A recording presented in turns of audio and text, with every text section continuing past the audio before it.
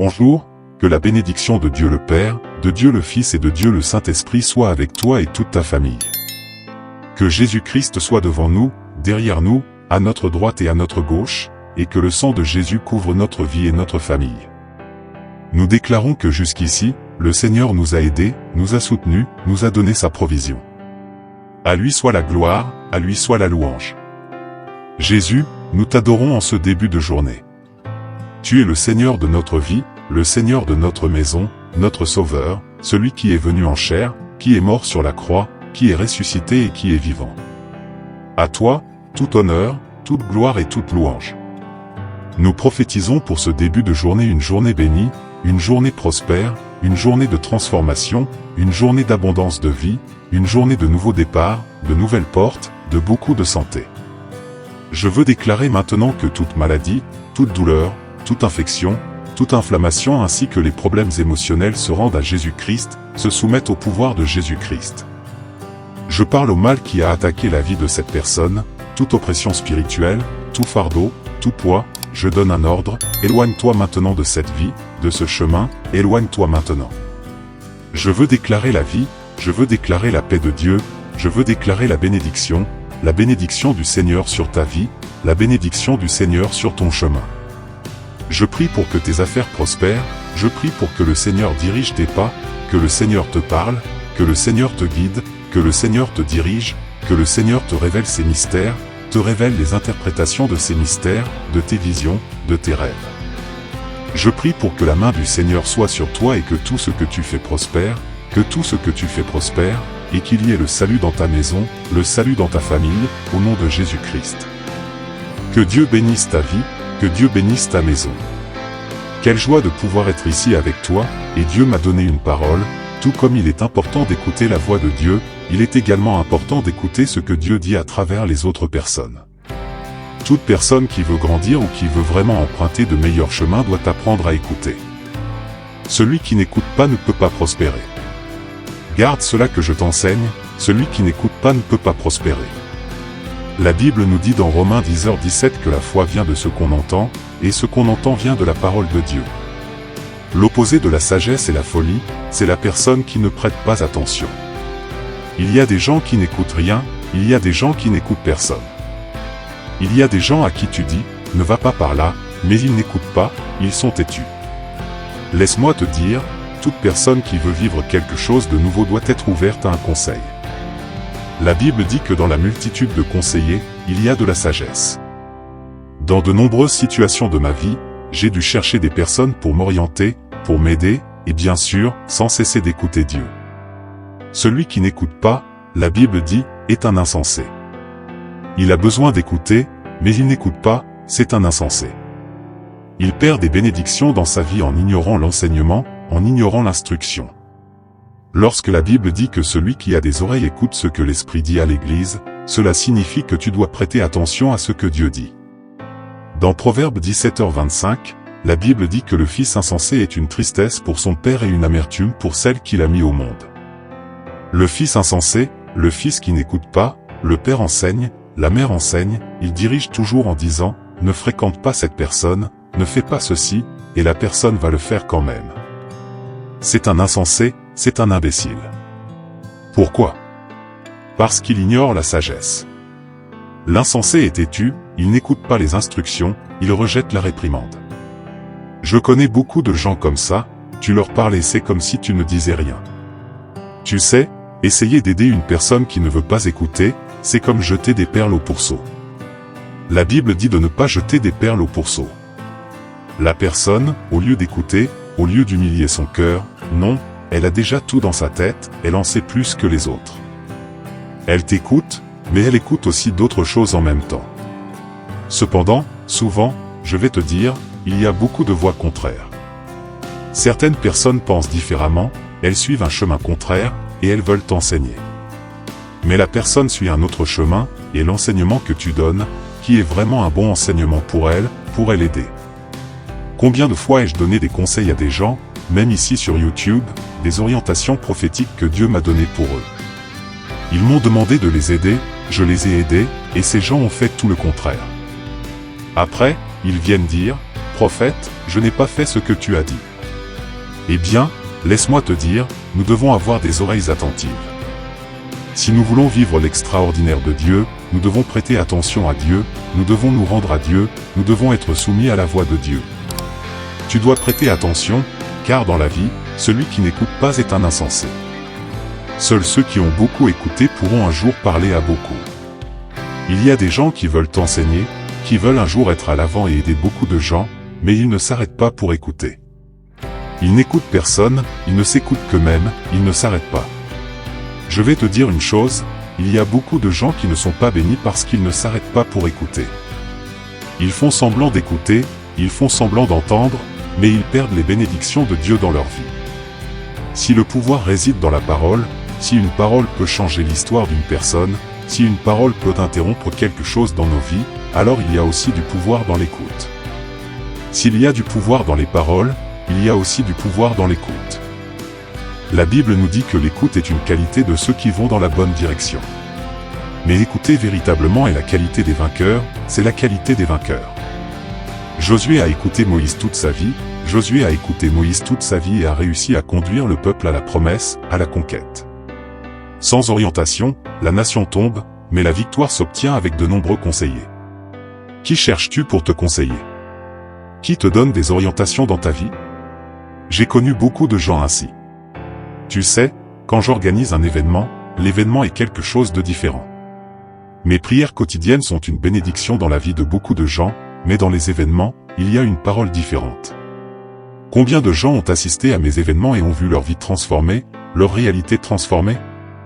Et tu sais, à tous les événements auxquels j'ai assisté, qui ont fait la différence dans ma vie, il y a eu beaucoup de gens pour dire, tu n'as pas besoin d'aller chercher là-bas, toujours avec ce discours.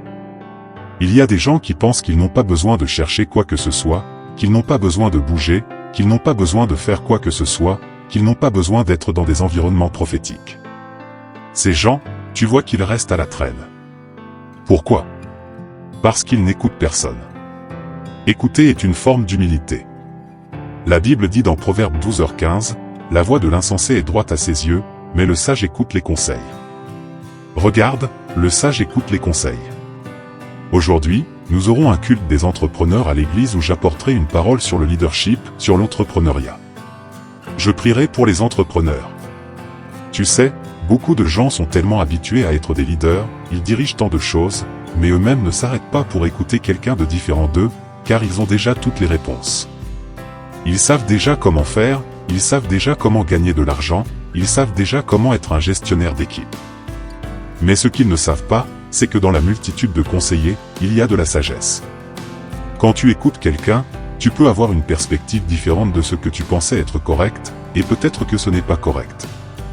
Le secret, c'est d'être toujours à la recherche d'écouter les bonnes personnes. On ne peut pas écouter n'importe qui non plus, mais il faut écouter les bonnes personnes et être dans des environnements où Dieu parle. Je veux que tu gardes cela en tête, partout où Dieu parle, ta vie sera transformée. Tu ne retiendras peut-être pas toutes les connaissances qui seront données là-bas, mais le simple fait de t'asseoir sur une chaise avec un cœur ouvert te permettra de recevoir des orientations de Dieu. Tu recevras des stratégies de Dieu, Dieu te parlera et tu seras béni. Tu marcheras sous des cieux ouverts parce que tu obéis à un principe, le principe de l'écoute.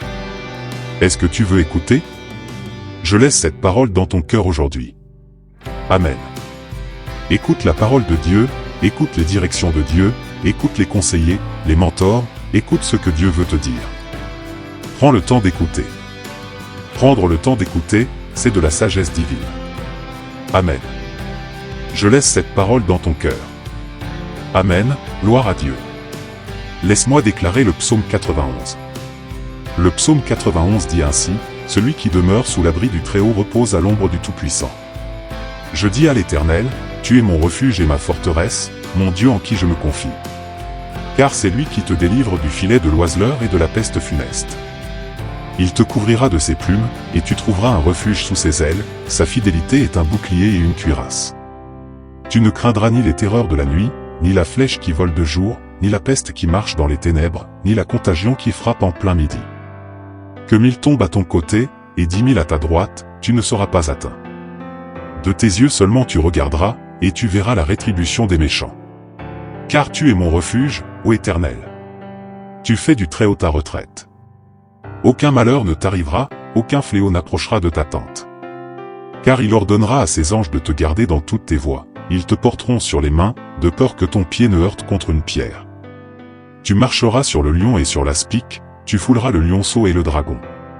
Puisqu'il m'aime, je le délivrerai, je le protégerai, puisqu'il connaît mon nom. Il m'invoquera, et je lui répondrai, je serai avec lui dans la détresse, je le délivrerai et je le glorifierai. Je le rassasierai de longs jours, et je lui ferai voir mon salut. Prions. Laisse-moi prier pour toi et te bénir. Seigneur Dieu, Père, tu es à l'œuvre dans cette prière et je suis sûr, ô Dieu, que des vies sont en train d'être bénies. Des vies sont en train d'être bénies. Tous les besoins, Père, sont maintenant présentés devant toi. Je veux déclarer la vie de Dieu entrant dans cette maison, la paix de Dieu entrant, la prospérité entrant sur le chemin de cette personne. Je prie, Seigneur, pour que tout mal qui s'est levé contre cette vie ne prospère pas. Je dis au mal, je dis à l'œuvre maléfique, je dis à toute forme d'attaque que l'ennemi a lancée contre la vie de cette personne, elle ne prospérera pas. Que le Seigneur verse sa grâce sur lui, que le Seigneur verse sa grâce sur elle. Je veux aussi déclarer la santé à toute personne qui a des infections, des inflammations, des douleurs. Sois libre maintenant, sois libre maintenant. Que toute douleur d'oreille, toute infection se rende au nom de Jésus-Christ. Que toute forme d'allergie, que tout type de cancer, que toute personne qui lutte contre un problème de sang soit guérie maintenant. Je veux déclarer la guérison sur toi, la guérison dans ton corps physique maintenant. Par les meurtrissures de Jésus, nous avons été guéris. Seigneur, touche son sang, Père, et que la rémission complète du cancer ait lieu, au nom de Jésus-Christ. Je veux déclarer, Père, que ta main est sur la vie de cette femme qui m'écoute maintenant, Père, qui est à l'hôpital et qui prie avec moi, ayant besoin d'un miracle. Seigneur, je prie maintenant pour cette femme. Un film est passé dans sa tête, quelque chose qu'elle pensait être totalement guérie. Je veux te déclarer maintenant que ce qui manquait pour toi, Jésus-Christ l'accomplit maintenant. Jésus-Christ accomplit un miracle. Je parle à la maladie résistante, soumets-toi à Jésus-Christ, au nom duquel tout genou doit fléchir. Je dis à toute maladie, soumets-toi à Jésus-Christ. Je dis à toute douleur, soumets-toi à Jésus-Christ. Je prie maintenant pour que des miracles se produisent dans la vie de plusieurs personnes. Que des portes s'ouvrent, de nouveaux commencements, de nouvelles relations, de nouvelles opportunités, une nouvelle entreprise, un nouvel accès. Oui, au nom de Jésus. Je veux aussi déclarer que la bénédiction du Seigneur est en train de venir sur cette famille, la bénédiction qui apporte l'unité, la bénédiction qui apporte la paix, la bénédiction qui apporte la joie. Seigneur, je prie pour que toute tristesse que cette personne porte, toute angoisse, tout ce qui la fait vivre sans but, sans joie, à partir de maintenant, qu'elle reçoive la joie. À partir de maintenant, qu'elle reçoive un nouveau souffle, qu'elle reçoive la paix.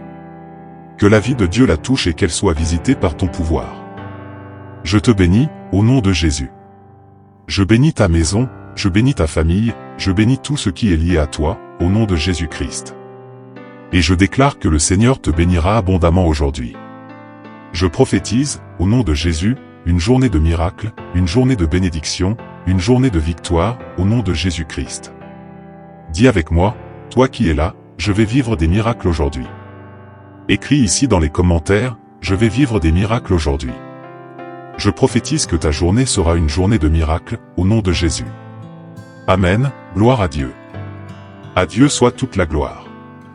Partage cette prière maintenant, envoie-la à d'autres personnes. Amen et Amen.